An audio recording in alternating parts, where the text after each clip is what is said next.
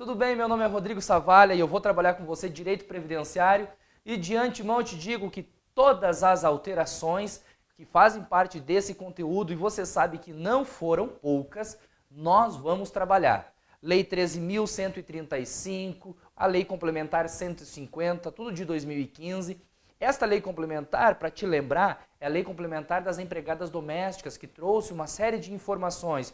Por exemplo, agora o empregador doméstico tem que contribuir para o SAT, é o Seguro Acidente de Trabalho, tem contribuição do empregador doméstico que antes não tinha. Empregada doméstica, em decorrência dessa contribuição, vai ter direito ao auxílio acidente que antes ela não tinha. Antes, o auxílio acidente era tão somente para o empregado, para o trabalhador avulso e para o segurado especial. E uma série de outras informações.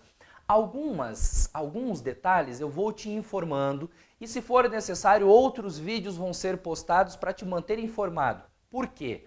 Dentro da Lei 13.135, existem alguns detalhes, algumas previsões em que elas entram em vigor, já estão em vigor, da data da publicação da lei. Outras 180 dias depois, outras 2 anos após, da data da publicação. Tudo isso, no momento em que eu estiver explicando, eu vou te informar, eu vou te manter informado, te dar essa informação que é importante. Agora, se vier outros detalhes, outras alterações, outras medidas provisórias, novo vídeo vai ser postado e você vai ter um material super atualizado para a sua prova. Fique muito tranquilo quanto a isso.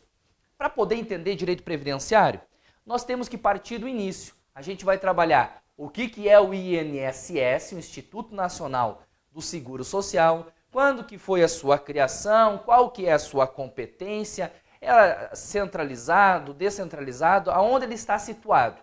Eu preciso te situar onde está o INSS, porque é o lugar onde você vai trabalhar, sem dúvida alguma, para também poder começar a trabalhar Seguridade Social e todo o desdobramento dela. Sabendo de antemão que Seguridade Social é a saúde, assistência e previdência, ou seja, são os três. Os três juntos formam a Seguridade Social. Eu não posso afirmar, por exemplo, dizendo que conceito de Seguridade Social é igual ao conceito de Previdência Social, que são coisas distintas. Então, de antemão, a gente vai trabalhar tudo isso. Vou te dar uma visão geral para que quando a gente comece a trabalhar, fique mais fácil. Você consiga visualizar a matéria, consiga identificar. A terminologia jurídica, previdenciária, é um pouquinho difícil? Mas a forma que eu trabalho é procurando fazer da forma mais simples possível. Eu vou tratar de um vocabulário simples, mas obrigatoriamente eu vou trabalhar com você o conceito, o termo técnico, porque na prova o que vai ser cobrado de você é o termo técnico e você tem que conhecer. Então a gente começa trabalhando de uma forma mais simples e eu vou inserindo, colocando para você toda a terminologia jurídica que é importante que você saiba. Mas depois de aprender da forma simples, a forma mais complicada se torna tudo bem mais fácil. Então a gente começa trabalhando aqui, ó, direito previdenciário. Para você poder entender, nós temos que saber o que é o INSS, o Instituto Nacional do Seguro Social, em que é uma autarquia na qual você vai trabalhar. Antes, esse INSS, qual que é a sua figuração, a sua disposição dentro da administração pública? Deixa eu apagar aqui e recomeçar da seguinte forma. Nós temos, então, a administração pública. Esta administração pública aqui, ela pode ser feita de duas formas. Ela pode ser feita de forma direta, em que também ela é chamada de administração pública centralizada, que se centraliza tudo em uma figura de uma pessoa jurídica. Qual pessoa? Da União, do Estado, do Distrito Federal ou município. Ou seja, são entes federativos, são entes políticos. Eles, quando eles administram, é chamada de administração pública direta ou administração pública centralizada. Por exemplo, Quando a União está realizando a sua administração, está trabalhando, ela vai fazer isso através de um órgão seu. Qual que é um órgão da União? Um ministério. Pode ser aqui, vamos colocar então, o Ministério da Previdência Social, ou então o Ministério da Educação. Quando o Ministério da Educação vai fazer uma licitação, todo o procedimento é feito pelo Ministério da Educação, mas quem efetivamente está fazendo, é a União. A União através do seu ministério. Está centralizado na figura da União.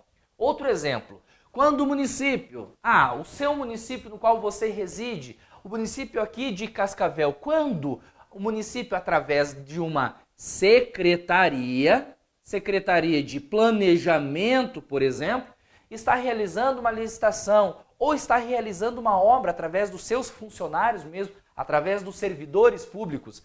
Quem está administrando, quem está acompanhando é a secretaria, que é um órgão do município. Significa que é o município, é esta pessoa jurídica que está fazendo. Certo até aqui? Então tudo bem. A administração pública pode ser feita de forma direta, centralizada, através de um dos entes, através de uma das pessoas políticas aqui envolvidas. E eles vão fazer através dos seus ministérios e secretarias, em que são chamados de órgãos. Os órgãos não têm personalidade jurídica. Eles não são uma pessoa jurídica, porque pessoa jurídica é tão somente eles. Então eu vou apagar para que fique um pouco mais, para liberar aqui quanto ao conteúdo. Vou apagar também as outras pessoas jurídicas aqui, porque para nós, nesse momento, importa tão somente a União.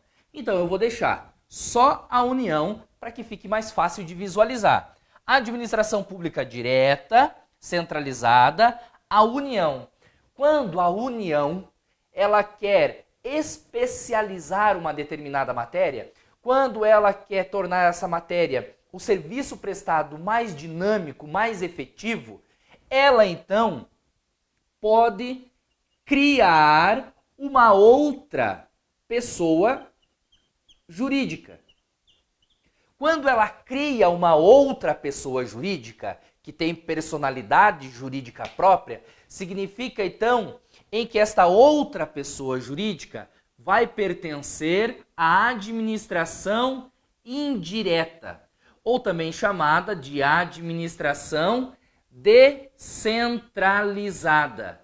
Sim, descentralizada. Por quê? Porque aqui ela é centralizada nesta pessoa. Aqui descentralizou o que estava aqui e veio para cá. Aqui é uma outra pessoa jurídica.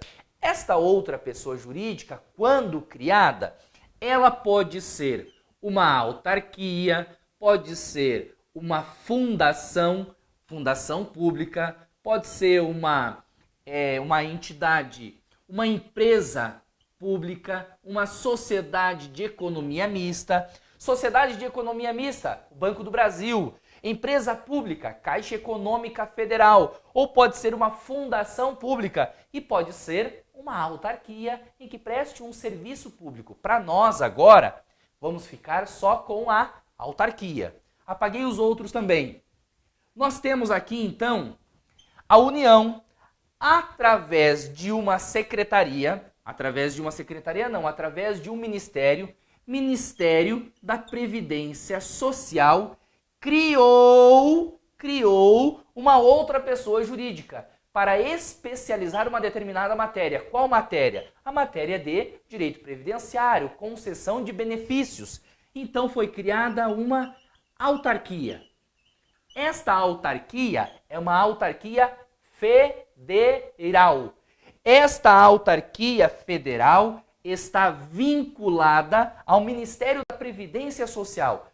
Por favor, preste atenção. Eu estou te dizendo que há uma vinculação, não há uma subordinação.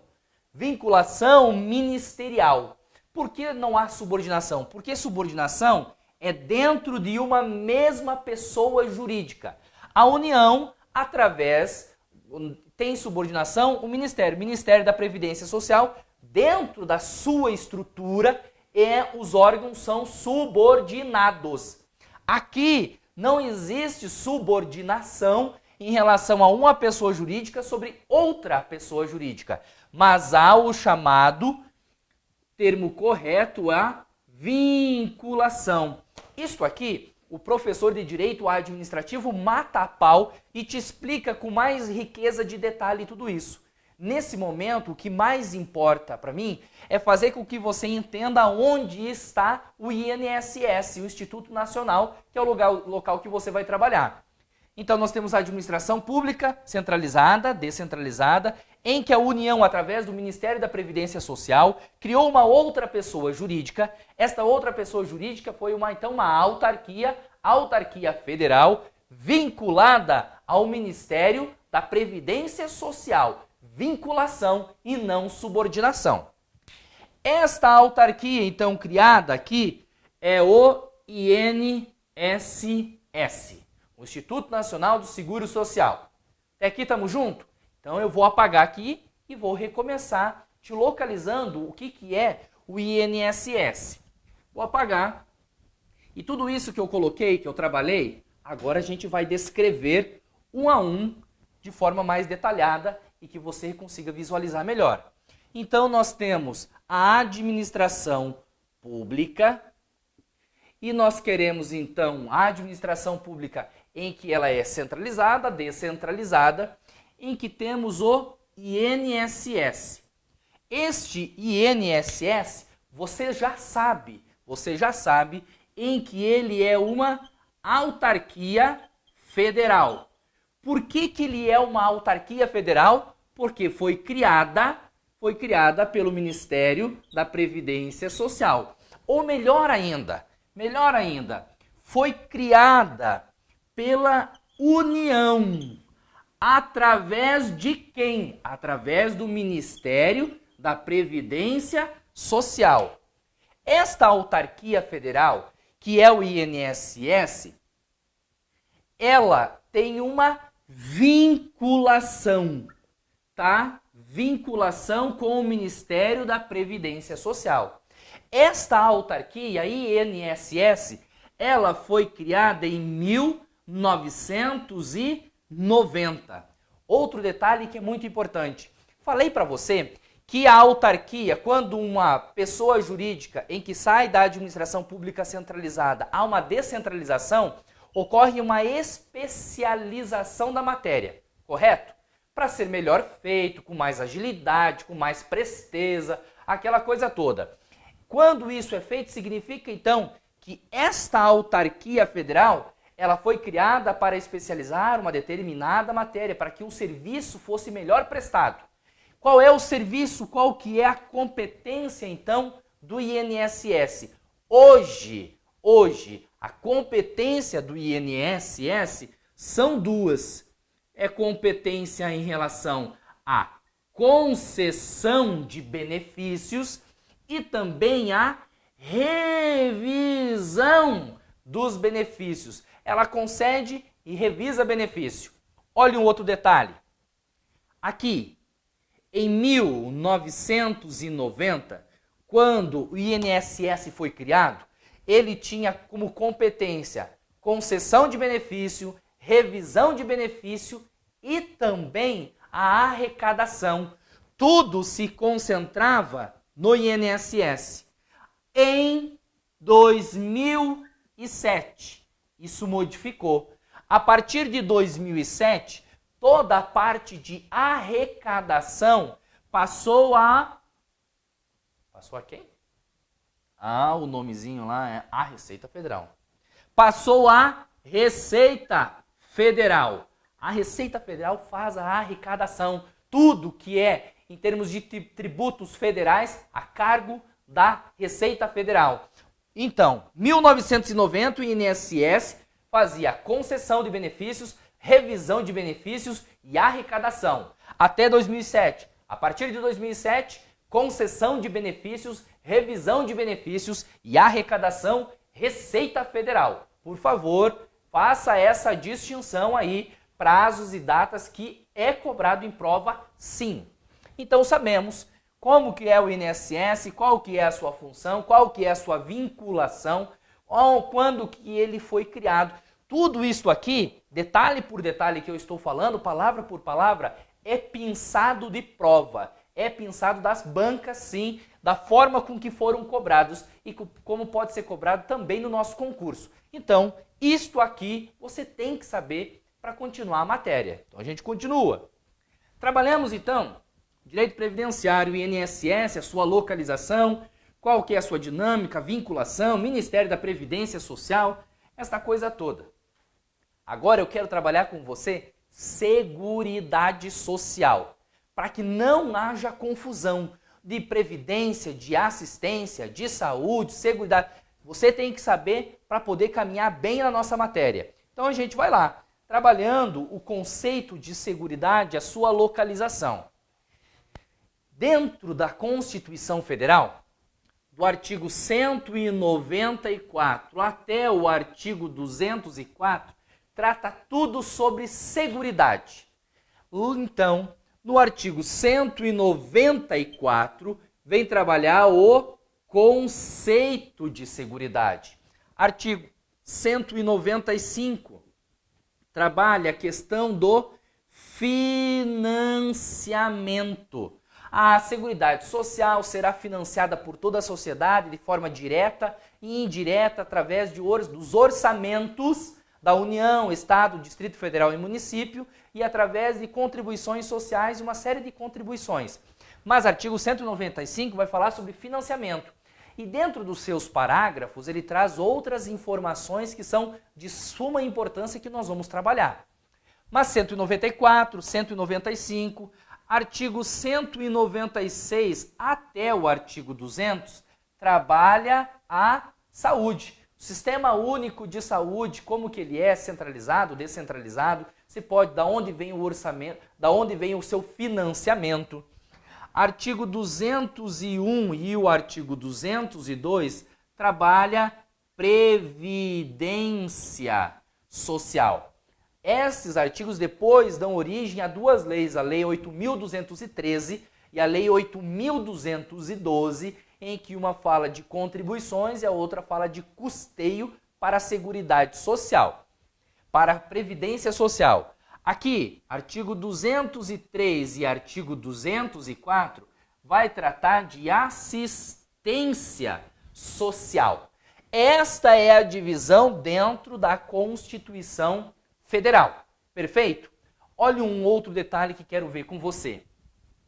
Aqui eu estou passando e eu logo apago porque para ti é muito fácil. Você simplesmente dá um pause, copia aquilo que tem que ser copiado, depois dá um play e a coisa continua. A maravilha de assistir uma aula online é isso, essa facilidade. Não conseguiu acompanhar? Você volta um pouquinho, começa de novo e começa a tomar nota. Não conseguiu? Dá um pause, vê o que tá descrito no quadro e você continua acompanhando. Aula online eu sou apaixonado porque é muito mais fácil de entender a matéria.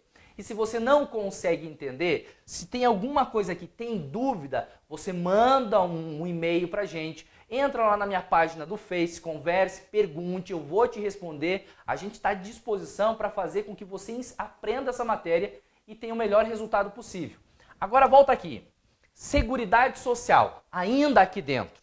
Eu posso trazer as seguintes informações também que foram pinçadas das provas. Palavrinha-chave para que você possa responder. Seguridade Social é entendida em que ela é um direito social. Sim, é um direito social. Por quê? Porque tem previsão dentro do artigo 6º da Constituição Federal.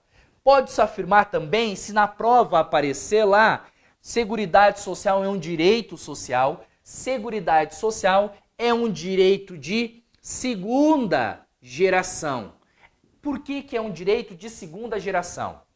Existem direitos constitucionais de primeira, segunda, terceira, quarta geração. Mas para nós o que importa aqui é tão somente os direitos de primeira e de segunda geração.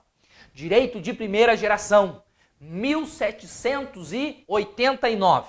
Vamos para essa data aqui. 1789, Revolução Francesa. O que aconteceu nesse período? A população tinha uma vontade imensa de liberdade. Liberdade de poder fazer as suas escolhas. Porque nesse período, todo o poder estava na mão de um monarca. Ele era o senhor absoluto, por isso que é chamado de período absolutista. Tudo estava na sua mão e ele decidia da forma com que ele bem entendesse. Aqui, nesse período, havia uma grande incerteza, uma insegurança jurídica. Então, estourou a Revolução Francesa, houve a queda da Bastilha. Então, nesse período, lutou-se grandemente pelas liberdades. Liberdade, quais delas? Vou apagar aqui. Liberdade política e também as liberdades civis. Aqui, nesse período, quanto menos o Estado intervisse na vida da população, melhor. Então, um Estado mínimo é o que se lutava nesse período. O tempo foi passando. Passou o tempo, nós chegamos então na época da Revolução. E aqui, Revolução Industrial. Neste período, o próprio nomezinho já está se auto-explicando e você já deve ter lido, já deve ter estudado na escola quanto a isso. Revolução Industrial, um grande crescimento econômico, um grande crescimento industrial. A população começou a estar empregada, a mulher foi para o mercado de trabalho. Entretanto, houve aqui uma grande exploração de todo mundo, de toda a massa de trabalhadores. O trabalhador ia 15, 16, 18, 20 horas trabalhando. Não havia uma limitação de hora, uma grande exploração. As pessoas ficavam doentes, eram mandadas embora e morriam de fome, não tinham o que fazer. Então, nesse período aqui, lutou-se grandemente pelos direitos de segunda geração, que é quanto às igualdades. Necessário aqui a intervenção do Estado. Perceba que aqui o Estado tinha todo o poder na sua mão. Então, lutou-se por um Estado mínimo. O Estado afastou-se totalmente.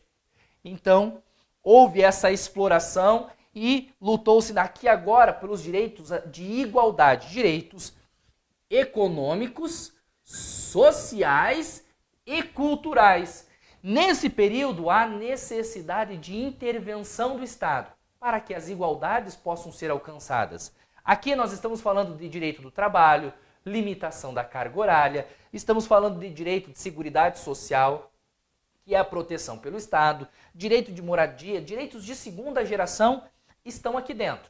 Então a gente volta aqui. Seguridade social, direito social, correto. Direito de segunda geração, correto, porque agora você sabe de onde vem. É considerado também políticas sociais. E aqui, por favor, não são todas as políticas sociais. São algumas políticas sociais, política de saúde, de previdência, de assistência social, mas são consideradas políticas sociais, sim. O que ela é considerada? É considerada, a gente colocou como direito social, direito de segunda geração, e se aparecer na sua prova a seguinte informação dizendo que seguridade social é direito fundamental do homem, sim, correto. Direito fundamental do homem, direito de segunda geração. Outro detalhe, a primeira vez em que apareceu a terminologia Seguridade Social em uma Constituição brasileira foi na Constituição de 1988. Mas perceba o que eu te falei, a primeira vez em que a terminologia Seguridade Social, antes trabalhava-se os conceitos de seguridade social, saúde, assistência, antes da Constituição de 88, sim. Entretanto, esse termo, seguridade, somente 1988. Ainda, podemos afirmar também que esta seguridade social, ela é chamada de sistema bipartido. Sim, é um sistema bipartido. E a gente vai trabalhar daqui um pouco sabendo que parte dela é contributiva, parte dela é não contributiva. e vamos entender como que isso acontece. Mas sim, Seguridade Social é um sistema bipartido. A linha aqui ainda. Seguridade Social, ela é financiada. Quem é que financia a Seguridade Social? É financiada por toda a sociedade. Toda a sociedade, de forma direta e de forma indireta. Mas ela é financiada através dos orçamentos e ela é financiada através de contribuições sociais. São as duas formas de financiamento da Seguridade Social. Orçamento de quem? Orçamento da União, do Distrito Federal, dos municípios e dos estados. Cada um desses orçamentos aqui são orçamentos independentes. Significa dizer que o orçamento do estado não vai fazer parte do orçamento da União. O orçamento do município não faz parte do orçamento da União. São orçamentos independentes, distintos. E a banca gosta de dizer que os orçamentos, todos eles fazem parte do orçamento da União. Depois, significando dizer também que o orçamento do município tem que ser enviado os valores para a União, para que a União possa remeter para a Seguridade Social. Está totalmente errado. Totalmente errado. Outro detalhe. Quando eu digo para você que os orçamentos da União, Distrito Federal, município e estado, que a Seguridade Social é financiada através de orçamentos e contribuições sociais, significa que todo o dinheiro vai para Seguridade. E depois a Seguridade divide entre a saúde, a assistência e a previdência. Perceba que o dinheiro vai para Seguridade. E depois a Seguridade, através de uma comissão, vai dividir qual o dinheiro que vai para a previdência, qual o dinheiro que vai para assistência e qual o dinheiro que vai para saúde. Mas isto aqui vai então Seguridade Social. E agora, para finalizar esse nosso encontro, eu quero trabalhar com você diretamente aquilo que compõe a Seguridade Social. Nós vimos alguns conceitos, vimos algumas terminologias, aquilo que foi pensado de algumas provas, e eu disse para você em que Seguridade Social é um sistema bipartido, que parte dele é contributivo, parte dele é não contributivo. Você encontra o conceito de Seguridade Social dentro do artigo 194 da Constituição. Lá está dizendo, Seguridade Social é um conjunto integrado de ações de iniciativa do poder público e da sociedade para garantir direitos relativos à saúde, assistência e previdência social. E está dizendo, conceito, previdência, assistência e saúde. Aqui, coloquei dessa forma e o material vai dizer que previdência social, sistema contributivo, modelo bismarckiano, obrigação de recolhimento do tributo, assistência social, mas eu quero fazer um pouquinho diferente. Construir com você e você vai olhando aquilo que eu estou fazendo. Então, previdência social, ou melhor, previdência social depois.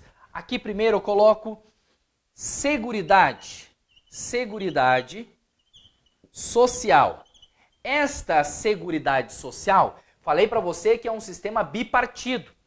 Ela é composta pela Previdência, ela é composta pela Assistência Social e ela é composta pela Saúde. Sim, o Sistema Único de Saúde.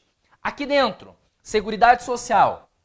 Previdência é um sistema contributivo.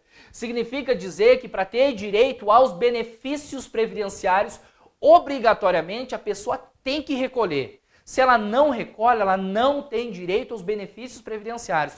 Se a prova disser para você e trouxer algo dramático dizendo que é uma senhora de 80 anos que está passando fome e necessidade, ela vai ter direito a um benefício previdenciário, está errado, sem ela nunca ter contribuído. Porque Previdência Social é um sistema contributivo. Esse sistema contributivo é chamado de sistema bismarckiano. Bismarckiano, porque quem inventou isso foi Otto von Bismarck, em 1883 na Alemanha. Foi um chanceler alemão em que, tentando reestruturar tudo, inventou esse sistema de seguro social em que obrigatoriamente as pessoas devem recolher. O recolhimento, nesse primeiro momento aqui, 1883, era por parte da pessoa que tinha sido contratada e a empresa. É um modelo obrigatoriamente contributivo. Previdência, sistema contributivo, modelo bismarckiano. Aqui, assistência social. Não contributivo. Não precisa contribuir para ter direito aos benefícios assistenciais. Entretanto, todavia, aqui, por favor, tem que cumprir requisito. Os requisitos devem ser preenchidos. Diferente da saúde. Saúde também é um sistema não contributivo. Você não precisa contribuir nada diretamente para ter direito aos benefícios da saúde, para ter direito ao serviço prestado pela saúde. Ou seja, se você chegar lá na saúde de carrão, uma Land Rover, se chegar a cavalo, montado numa bicicleta, você vai ser atendido da mesma forma. Igualmente, quem chegou no carrão, quem chegou de bicicleta, tem que ser atendido. Por quê? Saúde é um sistema universal. Universal porque é para todos. É um sistema igualitário. Igualitário por quê? Porque todos devem ser tratados de forma igual. A assistência social é um sistema não contributivo. Não precisa contribuir para ter direito aos benefícios assistenciais. Mas requisitos devem ser preenchidos. Saúde não tem requisito a ser preenchido. Aqui tem. Qual que é? Vamos trabalhar alguns aqui. Tem que ter idade. Idade, 65 anos de idade. Tem que ser um idoso. Um idoso de 65. Ou tem que ser um inválido. Este inválido é um inválido de qualquer idade. Independente da sua idade, ele é um inválido. Mas em ambas as situações aqui, obrigatoriamente, ele tem que ser um hipossuficiente, tem que ser um miserável, tem que estar no estado de miserabilidade. Estado de miserabilidade é não conseguir sustentar-se por si próprio e não ter o sustento através da sua família. Então se encontra num estado de miserabilidade. Volta aqui comigo. Seguridade Social é um sistema bipartido. Parte dele é contributivo, a outra parte dele é não contributivo. Se na prova disser para você que a assistência social, o conceito de assistência social é sinônimo, é igual ao conceito de previdência social, está errado, porque previdência é contributivo, assistência é não contributivo.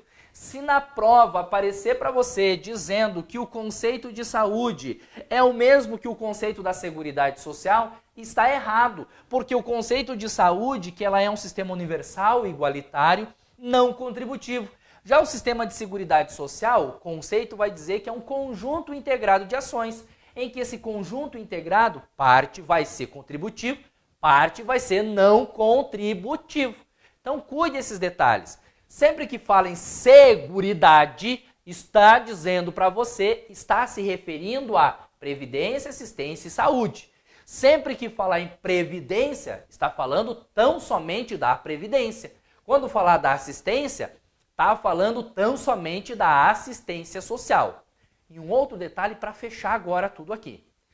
Quando aparecer na prova para você dizendo que um dinheiro, que um orçamento foi destinado para a Seguridade Social, significa dizer que esse dinheiro entrou nos cofres da Seguridade e depois a Seguridade, através de uma comissão, vai dizer quais são os valores que vão ser destinados para saúde, assistência e previdência. Quando a prova te traz a informação de que um determinado financiamento, um determinado valor, uma determinada contribuição foi direto para os cofres da Previdência, significa que foi só para a Previdência, não foi para a Seguridade. Se foi só para a Previdência, é para gastar dentro da Previdência. Não é para gastar com assistência nem com saúde. São coisas distintas que logo, logo a gente começa a trabalhar e que você precisa ter essa informação para já ir assimilando. Esse nosso primeiro encontro aqui, encerramos. Terminamos e a gente vai continuar uma série de informações. Tem o material do lado, tire, rabisque, pontue aquilo que é importante para que a gente tenha um bom desenvolvimento e que você assimile o máximo de matéria possível. Existe um tripé para poder estudar, que é teoria, isso que estamos vendo, lei seca, que é você ler a lei 8.213, 8.212, 13.145, o decreto 3048 de 99, você tem que ler obrigatoriamente e tem que resolver questões. Então, a gente vai matar a pau. Até o próximo encontro, bons estudos!